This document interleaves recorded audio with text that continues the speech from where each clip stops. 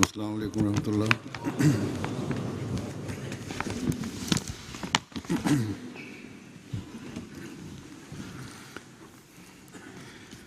اشہد ان لا الہ الا اللہ وحدہ لا شریک لہ واشہد ان محمدا عبدہ ورسولہ اما بعد فاعوذ باللہ من الشیطان الرجیم بسم اللہ الرحمن الرحیم الحمد للہ رب العالمین الرحمن الرحیم مالک یوم الدین ایاک نعبد وإیاک نستعین اهدنا الصراط المستقیم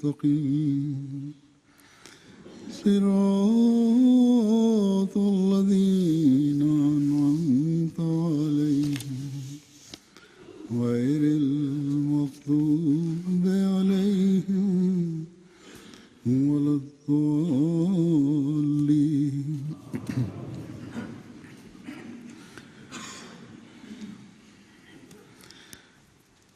حضرت مسیح موعود علیہ الصلوۃ والسلام نے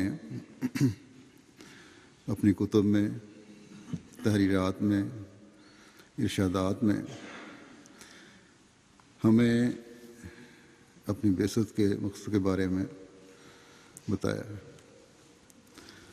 بس ہم جو حضرت مسیح موعود علیہ الصلوۃ والسلام کی بیعت میں آنے کا دعویٰ کرتے ہیں، ہمیں چاہیے کہ اس مقصد، بلکہ یہ کہنا چاہیے کہ ان مقاصد کو ہمیشہ اپنے سامنے رکھیں تاکہ آپ کی جماعت میں شامل ہونے کا حق ادا کرنے والوں میں شمار ہو سکیں۔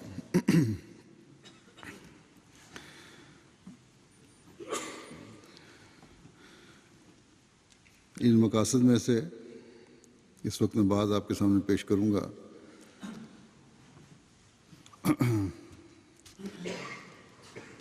آپ علیہ السلام نے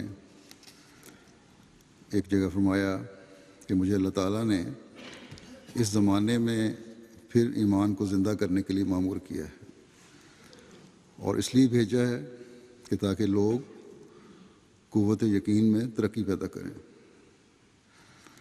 اس بات پر یقین ہو کہ خدا ہے اور دعاؤں کو سنتا ہے اور نیکیوں کا اجر دیتا ہے اور برائیوں کی سزا بھی دیتا ہے۔ آپ مزید فرماتے ہیں، اس کی وضاحت فرماتے ہوئے کہ جب تک ایمان کامل نہ ہو، نیک اعمال انسان مکمل طور پر بجا لا نہیں سکتا۔ فرمایا کہ جو کمزور پہلو ہوگا اسی قدر نیک اعمال میں کمی ہوگی۔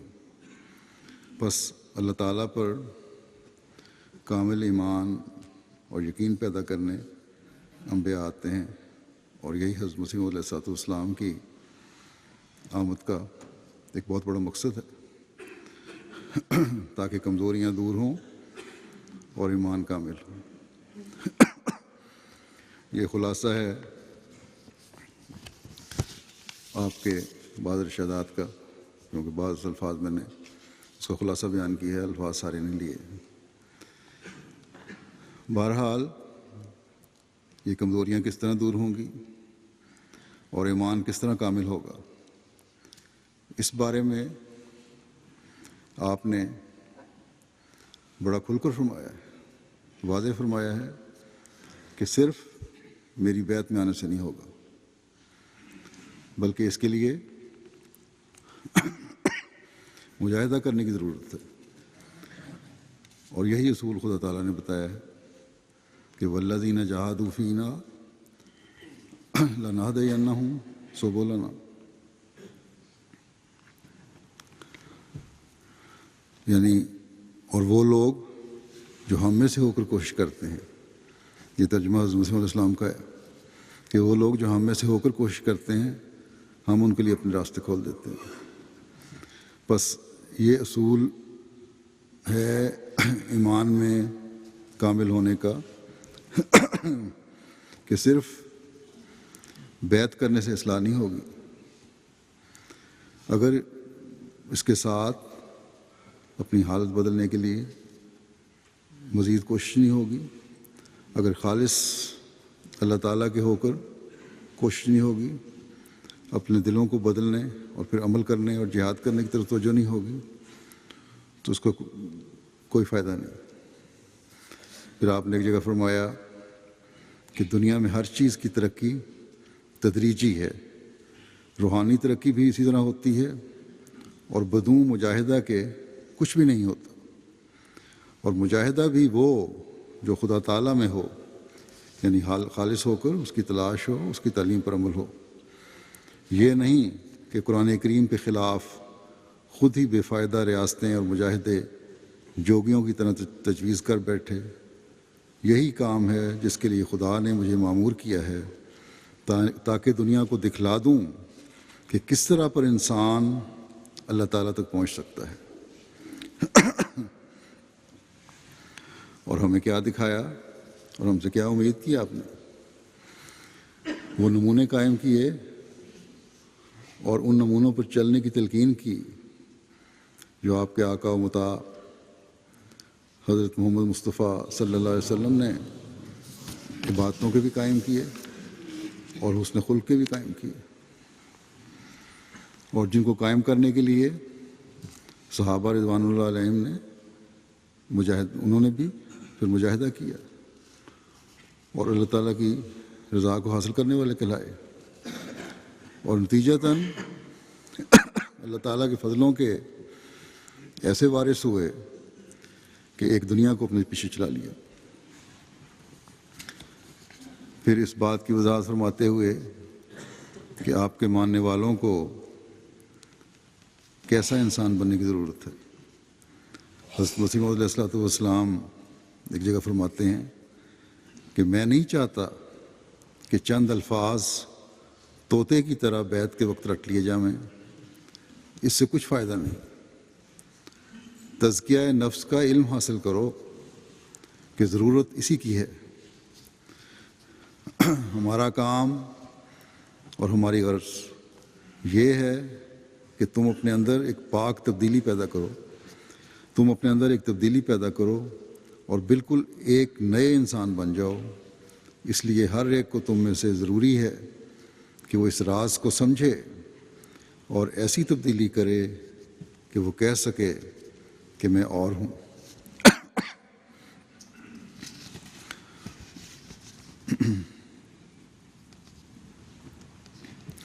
بس اگر ہم اپنے وجود میں تبدیلی کی کوشش کرتے ہوئے اور وجود نہیں بناتے اپنے آپ کو ایسا نہیں بناتے جو دنیا سے مختلف ہو، تو آپ کے ارشاد کے مطابق ہمیں بیعت کا کوئی فائدہ نہیں ہوگا۔ پھر ایک جگہ بعثت کی غرض بیان فرماتے ہوئے آپ فرماتے ہیں یہ عاجز تو محض اس غرض کے لیے بھیجا گیا ہے تا یہ پیغام خلق اللہ کو پہنچا دے کہ تمام مذاہب موجودہ میں سے وہ مذہب حق پر اور خدا تعالیٰ کی مرضی کے موافق ہے جو قرآن کریم لایا ہے، اور دارالنجات میں داخل ہونے کے لیے دروازہ لا الہ الا اللہ و محمد رسول اللہ ہے۔ پھر آپ نے فرمایا کہ ہمارا اصل منشا اور مدعا حضرت صلی اللہ علیہ وسلم کا جلال ظاہر کرنا ہے اور آپ کی عظمت کو قائم کرنا ہے۔ ہمارا ذکر تو ضمنی ہے، ہماری تعریف اگر ہو تو رسول اللہ صلی اللہ علیہ وسلم کے ضمن میں ہے۔ بس یہ غرض بھی پوری کرنے کے لیے ہم نے بیعت کی ہے، اور اس کو پورا کرنے کے لیے ہمیں قرآن کریم کی تعلیم کو حاصل کرنے کی ضرورت ہے، تاکہ عمل کریں اور اس تعلیم کو پھیلائیں، کیونکہ دنیا کی نجات بھی لا الہ الا اللہ محمد رسول اللہ میں ہے۔ بس دنیا کو بتائیں کہ اس لا الہ الا اللہ محمد رسول اللہ کے جھنڈے تلے آ کر تم بھی نجات حاصل کرو۔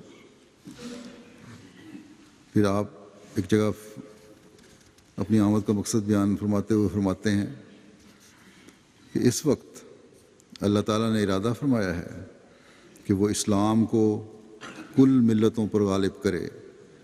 اس نے مجھے اسی مطلب کے لیے بھیجا ہے اور اسی طرح بھیجا ہے جس طرح پہلے مامور آتے رہے۔ پھر اپنے مشن کی غرض کی وضاحت فرماتے ہوئے فرماتے ہیں اس نے مجھے بھیجا ہے کہ میں اسلام کو براہین اور حجج ساتیہ کے ساتھ، یعنی روشن دلائل کے ساتھ تمام ملتوں اور مذہبوں پر غالب کر کے دکھلاؤں۔ پھر آپ نے اپنی آمد کا مقصد ایک جگہ یہ بھی فرمایا کہ میں خدا تعالیٰ پر ایمان پیدا کرانا چاہتا ہوں کہ جو خدا تعالیٰ پر ایمان لاوے وہ گناہ کی زہر سے بچ جاوے اور اس کی فطرت اور سرشت میں ایک تبدیلی پیدا ہو جاوے، اس پر موت وارد ہو کر ایک نئی زندگی اس کو ملے، گناہ سے لذت پانے کے بجائے اس کے دل میں نفرت پیدا ہو۔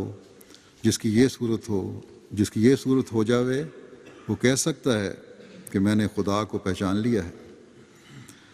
خدا خوب جانتا ہے کہ اس زمانے میں یہی حالت ہو رہی ہے کہ خدا کی معرفت نہیں رہی۔ کوئی مذہب ایسا نہیں رہا جو اس منزل پر انسان کو پہنچا دے اور یہ فطرت اس میں پیدا کرے۔ ہم کسی خاص مذہب پر کوئی افسوس نہیں کر سکتے۔ یہ بلا عام ہو رہی ہے اور یہ وبا خطرناک طور پر پھیلی ہے۔ میں سچ کہتا ہوں خدا پر ایمان لانے سے انسان فرشتہ بن جاتا ہے، بلکہ ملائکہ کا مسجود ہوتا ہے، یعنی فرشتے بھی اس کو سجدہ کرتے ہیں، نورانی ہو جاتا ہے۔ غرض جب اس قسم کا زمانہ دنیا پر آتا ہے کہ خدا کی معرفت باقی نہیں رہتی اور تباہ کاری اور ہر قسم کی بدکاریاں کثرت سے پھیل جاتی ہیں، خدا کا خوف اٹھ جاتا ہے اور خدا کے حقوق بندوں کو دیے جاتے ہیں، تو خدا تعالیٰ ایسی حالت میں ایک انسان کو اپنی معرفت کا نور دے کر معمور فرماتا ہے۔ اس پر لعن طعن ہوتا ہے اور ہر طرح سے اس کو ستایا جاتا اور دکھ دیا جاتا ہے، لیکن آخر وہ خدا کا معمور کامیاب ہو جاتا اور دنیا میں سچائی کا نور پھیلا دیتا ہے۔ اسی طرح اس زمانے میں خدا نے مجھے معمور کیا اور اپنی معرفت کا نور مجھے بخشا۔ پھر آپ نے ایک جگہ یہ بھی فرمایا مجھے حکم دیا گیا ہے کہ میں اخلاقی قوتوں کی تربیت کروں۔ ایک موقع پر آپ سے کسی نے سوال کیا کہ آپ کے دعوے اور رسالت کا نتیجہ کیا ہوگا، یعنی کیا مقاصد آپ کو حاصل ہوں گے، اس سے کیوں آئے ہیں آپ نے فرمایا خدا تعالیٰ کے ساتھ جو رابطہ کم ہو گیا ہے اور دنیا کی محبت غالب آ گئی ہے اور پاکیزگی کم ہو گئی ہے، خدا تعالیٰ اس رشتے کو جو عبودیت اور الوہیت کے درمیان ہے پھر مستحکم کرے گا اور گم شدہ پاکیزگی کو پھر لائے گا۔ دنیا کی محبت سرد ہو جائے گی، اور فرمایا یہ میرے ذریعے سے ہوگا۔ یہ بہت بڑا مقصد، بہت بڑا دعویٰ ہے جو آپ نے بیان فرمایا۔ آج کی مادی دنیا میں ہم دیکھتے ہیں کہ جب دنیا میں لوگ جو ہیں، دنیا جو ہے مادیت میں ڈوب کر اپنے پیدا کرنے والے خدا کو بھول چکی ہے، اور جو بظاہر مذہب یا خدا کے وجود کو کچھ سمجھتے ہیں، کچھ تسلیم کرتے ہیں، تو وہ بھی ظاہری رنگ میں، نہ انہیں خدا تعالیٰ کی ذات کے بارے میں کچھ یقین ہے، نہ اس کا ادراک ہے، نہ فہم ہے، نہ مذہب کا کچھ ادراک ہے۔ ان کے لیے اصل چیز دنیا اور اس کی جاؤ حشمت ہے، صرف نام کے طور پر کسی مذہب کو ماننے والے ہیں۔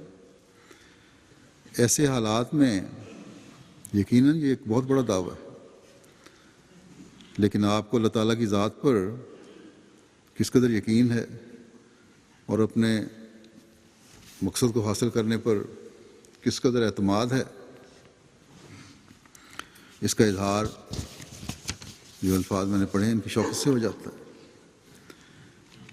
لیکن یہ سب الفاظ، یہ آپ کا دعویٰ، یہ بعثت کی غرض اور مقاصد ہمیں بھی کچھ توجہ دلا رہے ہیں کہ یہ سب کچھ ہے جس کو پڑھ اور سن کر ہم جماعت میں داخل ہوئے ہیں،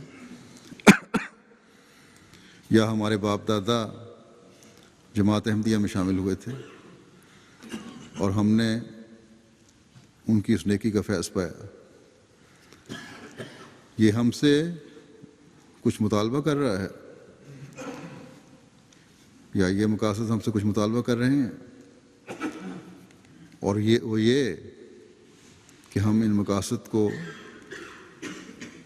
اپنی زندگیوں کا حصہ بنائیں۔ ہمیں ان کو اپنی زندگیوں کا حصہ بنانے کی ضرورت ہے۔ ہم نے بھی ان کے نتائج کے حصول کی کوشش کرنی ہے۔ جو باتیں دنیا میں پیدا کرنے آئے حضرت مسیح موعود علیہ السلام، ہم نے بھی اس کو حاصل کرنے کی کوشش کرنی ہے۔ ہم نے بھی مسیح موعود علیہ السلام کے مشن کی تکمیل کے لیے مددگار بننا ہے۔ جب ہم نے منادی کی آواز کو سنا اور ایمان لائے تو اب ہم بھی یہ اعلان کرتے ہیں، اور ہمیں اعلان کرنا چاہیے کہ نحن انصار اللہ، کہ ہم اپنی حالتوں میں تبدیلیاں پیدا کریں گے اور اس پیغام کو پھیلائیں گے، اس مقصد کو پورا کرنے کی کوشش کریں گے جس کے لیے حضرت مسیح موعود علیہ السلام تشریف لائے۔ بس ہمیں اپنا جائزہ لینا ہوگا، سوچنا ہوگا، منصوبہ بندی کرنی ہوگی، اللہ تعالیٰ سے مدد مانگنی ہوگی تاکہ کامیابیوں سے ہم ہمکنار ہوں اور آگے بڑھتے چلے جائیں۔ اگر ہم آپ کو مان کر پھر آرام سے بیٹھ جائیں اور کوئی فکر نہ کریں تو یہ عہد بیعت کا حق ادا کرنے والی بات نہیں ہوگی۔ یہ دعویٰ قبول کر کے بیٹھ جانا اور سو جانا ہمیں مجرم بناتا ہے۔ لیکن ساتھ ہی جب ہم اپنے وسائل کو دیکھتے ہیں،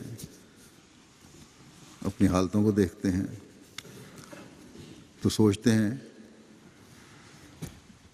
کہ کیا یہ سب کچھ ہو سکتا ہے؟ ہم کریں بھی تو کیا کریں گے؟ ایک طرف ہمارے وسائل محدود اور دوسری طرف دنیا کی 80% سے زائد آبادی کو مذہب سے دلچسپی نہیں ہے۔ دنیا کے پیچھے بھاگنے کی دوڑ لگی ہوئی ہے۔ ان ترقی یافتہ ممالک میں دولت ہے، ہر قسم کی ترقی ہے، دوسرے مادی اسباب ہیں جنہوں نے یہاں رہنے والوں کو خدا سے دور کر دیا۔ یہ کہتے ہیں کہ ہمارے پاس وقت نہیں کہ خدا تعالیٰ کی تلاش میں وقت ضائع کریں۔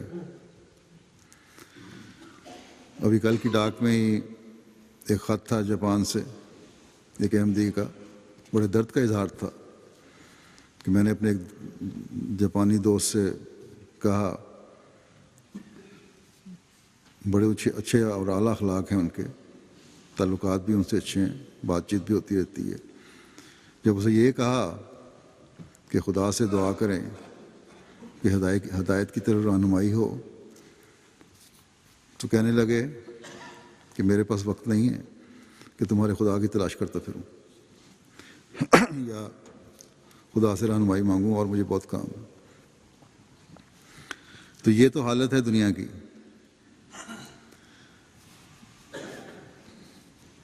ان قوموں کی جو ترقی یافتہ اپنے آپ کو سمجھتی ہیں، یہ حالت ہے، اور غریب قوموں کو بھی اس ترقی اور دولت کے بل بوتے پر اپنے پیچھے چلانے کی یہ بڑی طاقتیں اور امیر قومیں کوشش کر رہی ہیں۔ بس جب یہ صورتحال ہو، سننے کی طرف توجہ نہ ہو، یا کم از کم ایک بڑے طبقے کی توجہ نہ ہو، اور دولت اور مادیت ہر ایک کو اپنے قبضے میں لینے کی کوشش کر رہی ہو، اور ہمارے وسائل جیسا کہ میں نے کہا محدود ہوں، تو ایسے میں کس طرح ہم دجل اور مادیت کا مقابلہ کر سکتے ہیں؟ بظاہر ناممکن نظر آتا ہے کہ ہم دنیا کی اکثریت کو خدا تعالیٰ کے وجود کی پہچان کروا سکیں اور حضرت صلی اللہ علیہ وسلم کی عظمت کو قائم کر سکیں، لیکن حضرت مسیح موعود علیہ الصلوۃ والسلام فرماتے ہیں، اور بڑی تحدید سے فرماتے ہیں، کہ میں یہ سب کچھ کرنے کے لیے بھیجا گیا ہوں، اور یہ ہوگا انشاءاللہ۔ بس ہم بھی آپ کے اس دعوے کی وجہ سے حضرت مسیح موعود علیہ الصلوۃ والسلام کی بیعت میں آ کر یہ اعلان کر رہے ہیں، چاہے ظاہراً کریں یا نہ کریں، لیکن ہمارا بیعت میں آنا ہی ہم سے یہ اعلان کروا رہا ہے، اور کروانا چاہیے، کہ نحن انصار اللہ، کہ ہم اللہ کے دین میں مددگار ہیں اور رہیں گے انشاءاللہ۔ دنیا کے انکار سے مایوس نہیں ہوں گے، کیونکہ ہم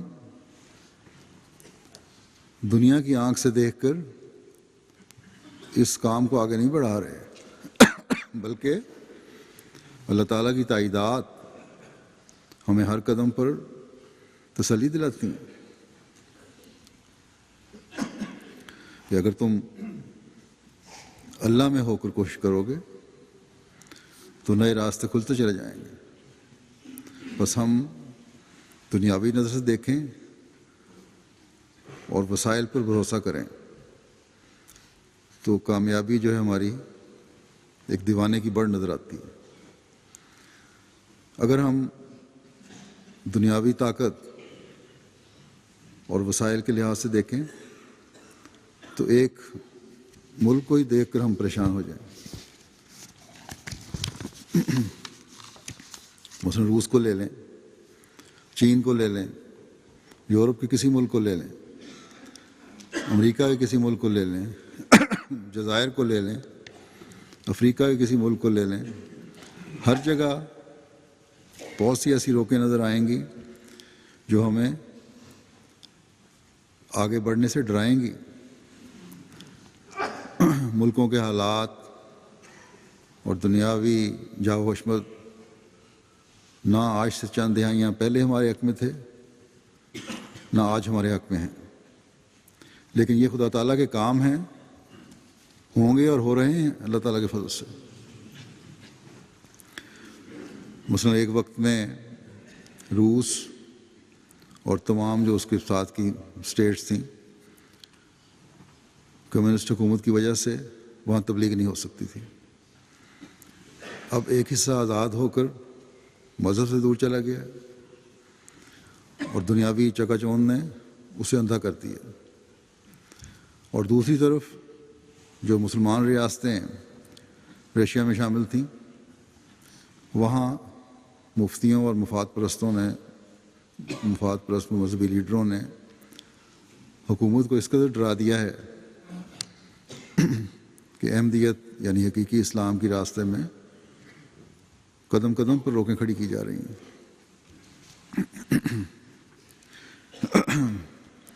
جماعت پر پابندیاں ہیں اور وہاں کے احمدیوں کو بھی ڈرایا دھمکایا جاتا ہے، ہراساں کیا جاتا ہے۔ مغربی ممالک کو دیکھیں تو دنیا داری نے یہاں بھی انتہا کر دی ہے۔ غلاظتوں اور بے حیائیوں کو قانون تحفظ دے دیتا ہے۔ جس بے حیائی پر اللہ تعالیٰ نے ایک قوم کو تباہ کیا تھا، اس بے حیائی کو ہمدردی کے نام پر تحفظ دیا جا رہا ہے۔ چین میں مذہب سے دلچسپی کوئی نہیں، مادی دور میں آگے بڑھنے کی ایک وہاں دوڑ لگی ہوئی ہے، اور معاشی لحاظ سے وہ دنیا کی ایک بہت بڑی طاقت بن رہا ہے۔ جاپان ہے تو وہاں بھی بڑا ترقی یافتہ ملک ہے، ٹیکنالوجی میں ترقی ہے اور حیرت انگیز ترقی نظر آتی ہے۔ اکثریت دنیا کے حصول کے پیچھے لگی ہوئی ہے، لیکن مذہب سے دوری ہے۔ ابھی میں نے جو مثال دی کہ خدا کے لیے نعوذ باللہ وقت نہیں ہے میرے پاس، یہ کہنے والے ہیں، اکثریت کا یہی نظریہ ہے۔ کیسا خدا، کون سا خدا؟ بے شک اخلاقی لحاظ سے یہ لوگ بڑے آگے ہیں، لیکن دنیا داری نے مذہب سے دور کر دیا ہے۔ بظاہر کہنے کو اگر جاپانیوں سے پوچھو تو روایتی مذہب ان کا شنتوئزم ہے، لیکن حقیقت میں شنتوئزم، عیسائیت اور بدھزم کا ایک عجیب ملغوبہ یا عجیب مجموعہ بن چکے ہیں یہ لوگ۔ عملاً صرف رسومات کی حد تک پیدا ہونے، زندگی گزارنے اور مرنے کے بعد کے مراحل جو ہیں وہ مختلف سٹیجز میں مختلف مذاہب ادا کر رہے ہیں، لیکن بہرحال دین سے ان کا کوئی تعلق نہیں۔ مغرب کی اکثریت، جیسا کہ میں نے کہا، خدا تعالیٰ کو بلا بیٹھی ہے، اور نہ صرف یہ کہ خدا تعالیٰ کو بلا بیٹھی ہے، بلکہ خدا تعالیٰ کا مذاق اڑایا جاتا ہے، مذہب کو ایک بوجھ سمجھا جاتا ہے۔ چرچوں میں جانے والے کوئی نہیں، عیسائیت کہتی تو ہے ہم کوشش کر رہے ہیں، لیکن چرچ فروخت ہو رہے ہیں۔ بس یہ دنیا کی صورتحال ہے۔ جیسا کہ میں نے کہا، ہمارے وسائل نہ ہونے کے برابر ہیں دنیاوی لحاظ سے۔ ہم ان دنیا داروں کے سامنے ہمارے وسائل جو ہیں ایک ذرے کی بھی حیثیت نہیں رکھتے۔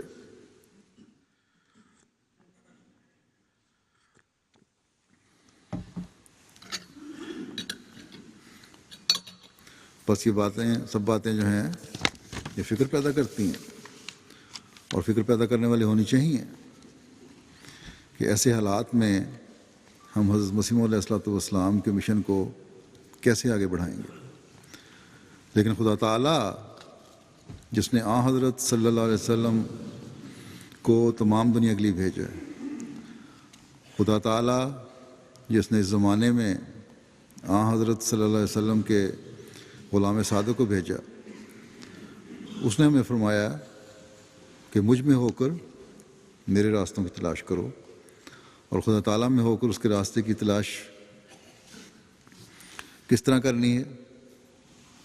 فرمایا، یا ایھا الذین آمنوا استعینوا بالصبر والصلاۃ ان اللہ مع الصابرین، کہ اے لوگو جو ایمان لائے ہو، صبر اور دعا کے ساتھ اللہ کی مدد مانگو، اللہ یقیناً صابروں کے ساتھ ہوتا ہے۔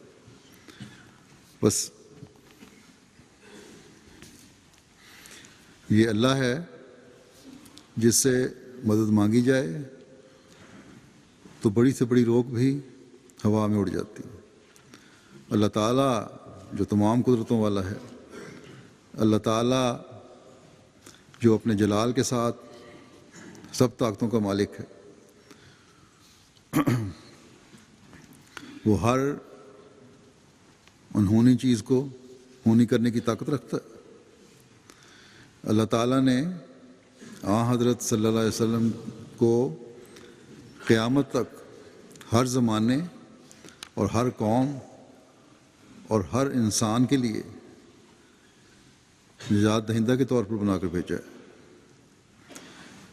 جس نے قرآن کریم آپ پر نازل فرما کر تمام انسانوں کے لیے شریعت کو کامل کر دیا، جس میں ہر زمانے کے دینی اور دنیاوی مسائل کا حل بھی ہے، جس نے حضرت مسیح موعود علیہ السلام کو اس زمانے میں اسلام کی احیائی نو کے لیے بھیجا۔ اللہ تعالیٰ فرماتا ہے کہ تمہیں فکر کرنے کی ضرورت نہیں، جب ایسے حالات آئیں کہ روکے سامنے نظر آئیں، جب ایسے حالات آئیں کہ تمہاری عقلیں فیصلہ کرنے سے قاصر ہوں، اس وقت تم صبر اور صلات کے ساتھ اللہ تعالیٰ کی مدد مانگو۔ بس اگر خالص ہو کر اللہ تعالیٰ سے مدد مانگو گے تو بظاہر مشکل کام بھی آسان ہوتے چلے جائیں گے۔ یہ اللہ تعالیٰ کا وعدہ ہے کہ اس کے دین نے غالب آنا ہے، لیکن تمہیں اس غلبے کا حصہ بننے کے لیے صبر اور صلات کی ضرورت ہے۔ لیکن کیسے صبر اور کیسی صلات کی ضرورت ہے؟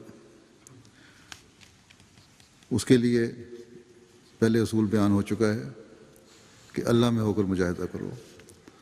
صبر کے مختلف معنی ہیں لغات میں درج، مثلا صبر یہ ہے کہ مستقل مزاجی اور کوشش سے برائیوں سے بچنا۔ ایک مومن اور ایک احمدی کی یہ بہت بڑی ذمہ داری ہے کہ اس دنیاوی دور میں جب ہر طرف سے شیطانی حملے ہو رہے ہیں اور برائیاں ہر کونے پر منہ کھولے کھڑی ہیں، ان برائیوں سے بچنے کے لیے جہاد کرے، اپنے نفس کو قابو میں رکھے۔ پھر صبر کا مطلب ہے کہ نیکی پر ثابت قدم رہے، یہ نہیں کہ وقتی نیکی ہو اور جب کہیں دنیا کا لالچ اور بدی کی ترغیب نظر آئے تو نیکی کو بھول جاؤ۔ اعمال صالحہ بجا لانے کی طرف ہمیشہ توجہ رہے۔ ان اعمال کی قرآن کریم میں، اعمال صالحہ قرآن کریم میں تلاش کی ضرورت ہے۔ پھر صبر یہ ہے کہ اپنے معاملات خدا تعالیٰ کے سامنے پیش کرنا، ہر صورت میں کوئی جزا فضا نہیں کسی بھی بات میں، ہر مشکل میں، ہر پریشانی میں، ہر تکلیف میں خدا تعالیٰ کے سامنے معاملہ پیش کرنا۔ بس صبر کی یہ حالتیں ہوں گی تو اللہ تعالیٰ کی مدد شامل حال ہوگی، روحانی مدارج میں ترقی ہوگی۔ دنیا کی کروڑوں دولت کی جو دولت ہے اس کے مقابلے میں ایک مومن کا 1 پاؤنڈ، 1 ڈالر، 1 روپیہ جو ہے وہ کام دکھائے گا جو دنیا کو حیران کر دے گا۔ پھر صبر کے ساتھ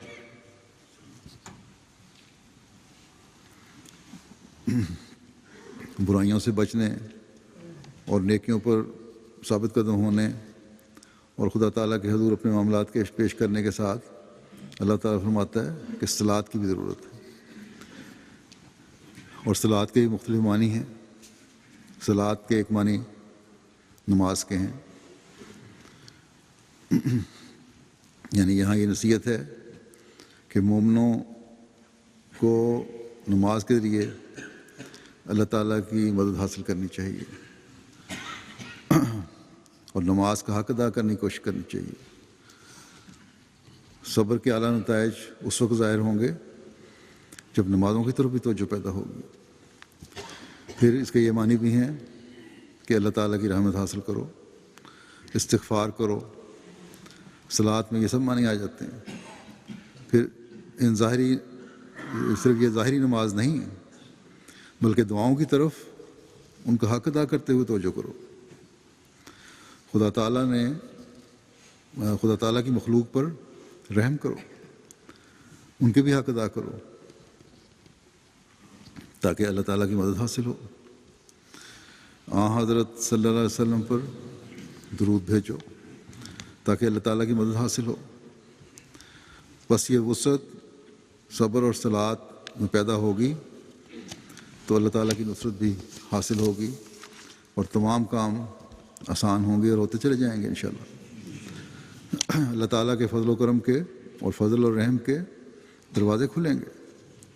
بس یہ ہے ایک مومن کا کام کہ اپنی کوششوں، اپنی عبادتوں، اپنی دعاؤں، اپنے اخلاق کو انتہا تک پہنچاؤ۔ جو کچھ تمہارے بس میں ہے وہ کر گزرو، پھر معاملہ خدا تعالیٰ پر چھوڑ دو۔ لیکن اگر صبر کا حق ادا نہیں کر رہے، اگر صلات کے حق ادا نہیں کر رہے، پھر یقیناً اللہ تعالیٰ کے انعامات کے حصہ دار نہیں بن سکتے۔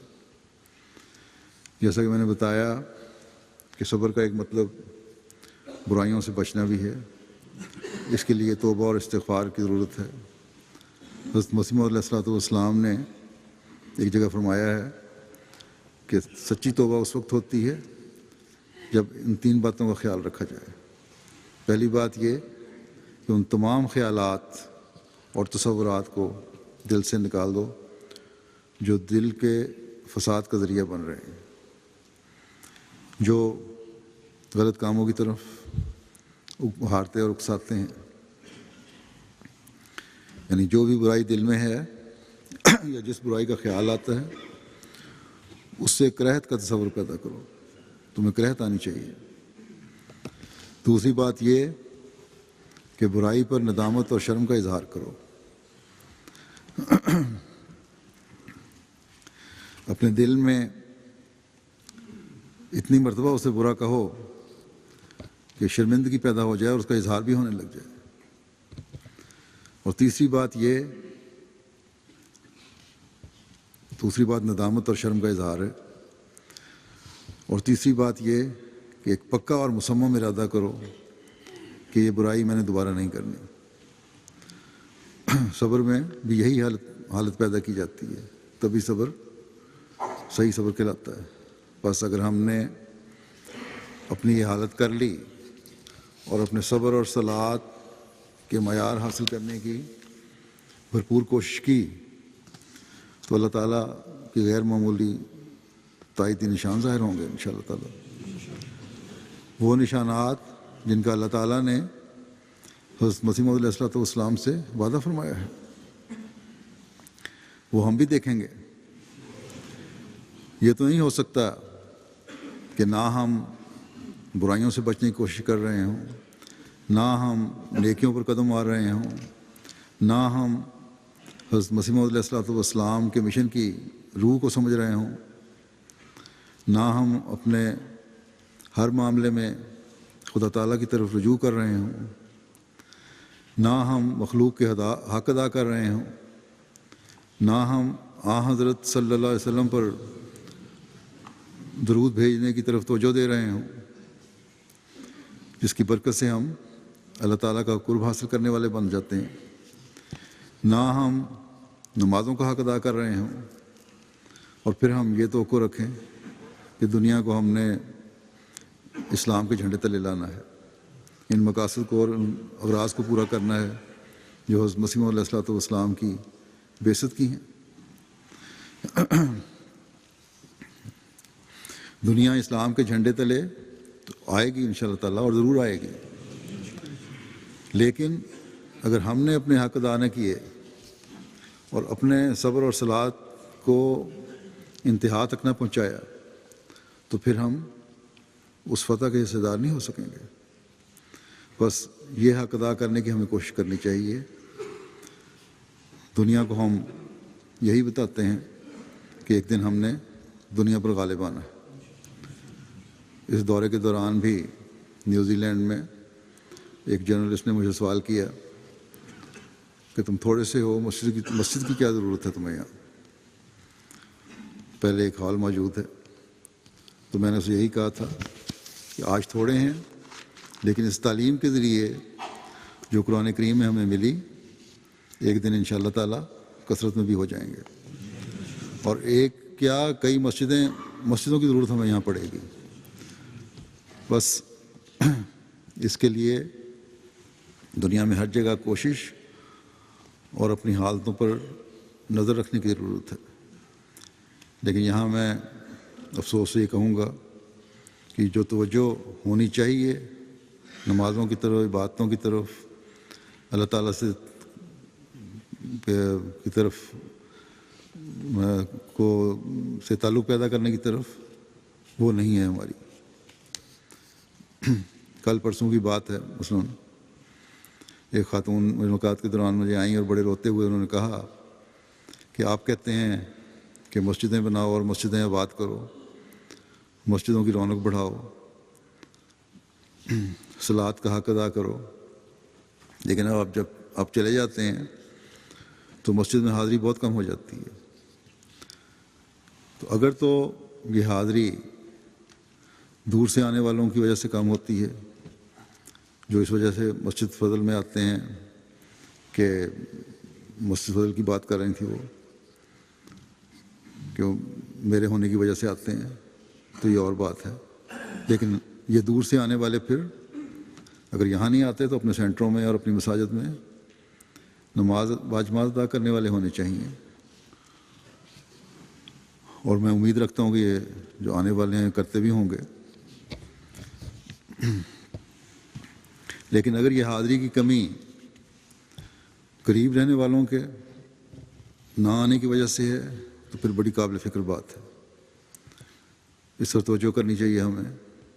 اسی طرح آسٹریلیا میں دورے کے بعد مجھے وہاں کسی نے خط لکھا کہ مسجد کی حاضری بہت کم ہو گئی۔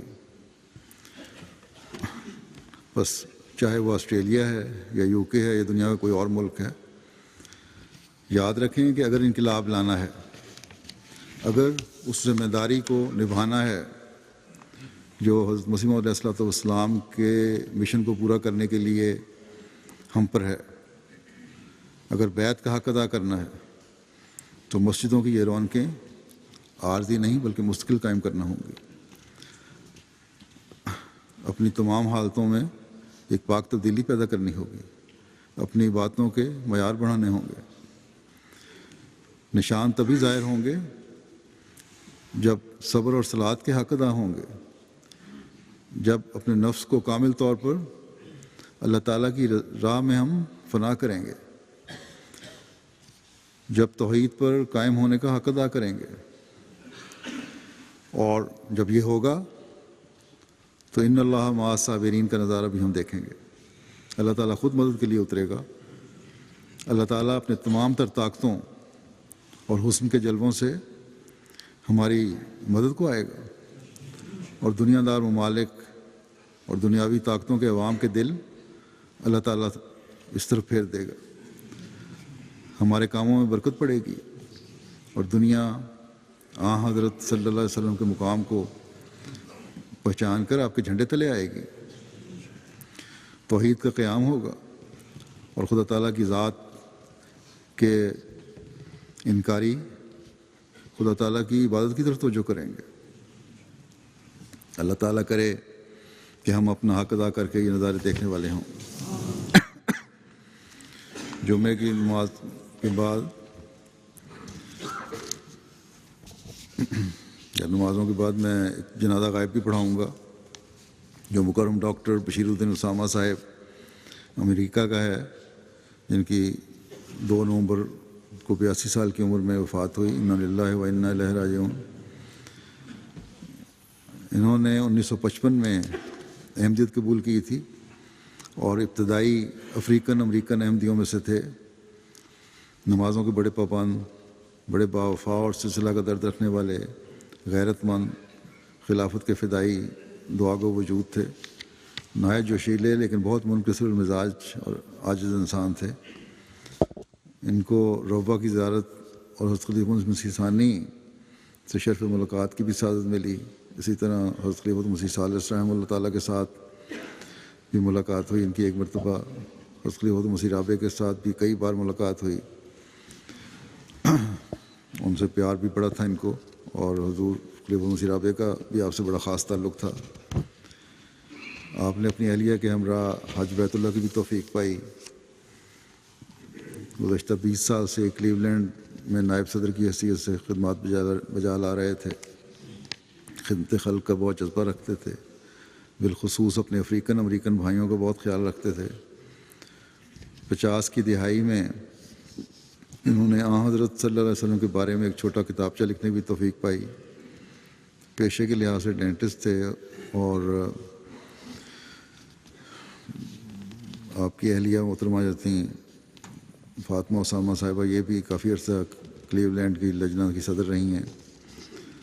ان کے پسماندگان میں 2 بیٹے ان کے مقیت اسامہ جن کی 56 سال عمر ہے، اور ظفر اللہ اسامہ صاحب یادگار چھوڑے ہیں۔ ان دونوں کا بھی جماعت سے بڑا خاص اور گہرا تعلق ہے۔ اللہ تعالیٰ مرحوم کے درجات بلند فرمائے اور ان کے بچوں اور ان کی نسلوں کو ہمیشہ جماعت سے وابستہ رکھے۔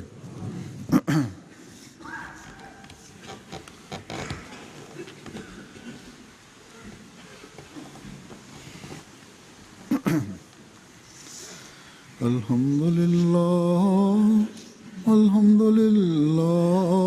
نحمده ونستعینه ونستغفره ونؤمن به ونتوکل علیہ ونعوذ باللہ من شرور انفسنا